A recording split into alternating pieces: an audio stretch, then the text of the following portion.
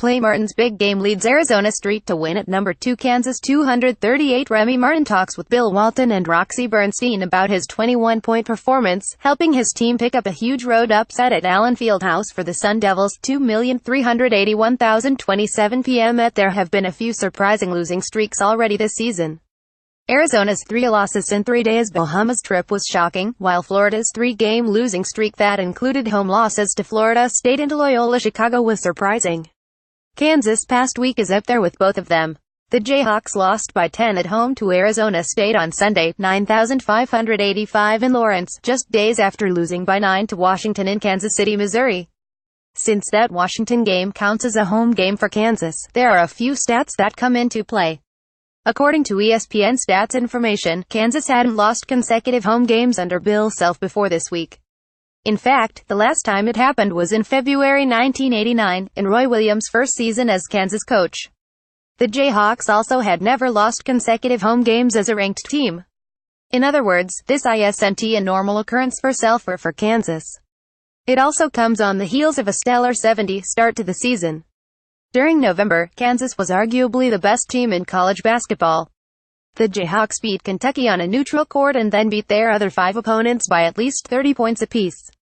They were making shots, they were defending, they had Devontae Graham, and they were still without Billy Preston, Sam Cunliffe, and perhaps Silvio De Souza. Times were good, but there were warning signs, and they really came to the forefront this week.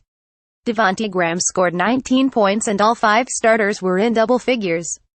But Kansas got just 1 point from its bench. Kyle Rivas Getty Images. Kansas severely lacks front court depth. Udoka Azubuike has taken a step forward this season, but he's pretty much all the Jayhawks can rely on up front. There's no one else available taller than 6'8". The primary bench option is Mitch Lightfoot, who scored 24 points total last season. Walk-in Clay Young, 6'5", has played nearly 9 minutes per game up until this point. 5-star freshman Preston was supposed to provide help, but he's been held out while Kansas looks into an on-campus incident that involved a car he was in.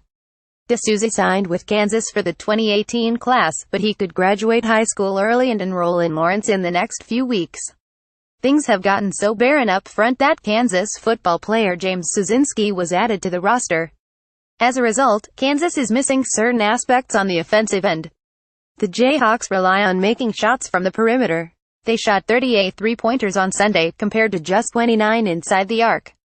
They've taken at least 23-point shots in all but one game this season. They're not getting the ball inside much since there's only one interior option, and they're not attacking the rim. In the 2 losses this week, Kansas shot a total of 17 free throws. For comparison, Colin Sexton and Alonzo Trier shot 16 apiece in Saturday night's Alabama-Arizona game. The Jayhawks ranked No. 349 in free throw rate at KenPom.com.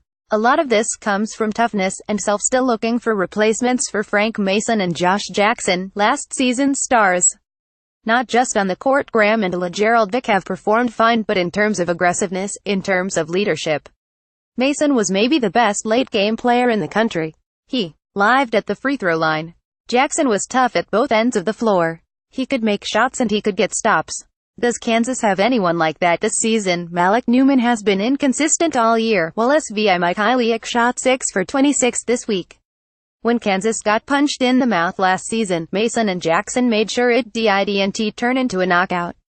The Jayhawks needed someone like that this week.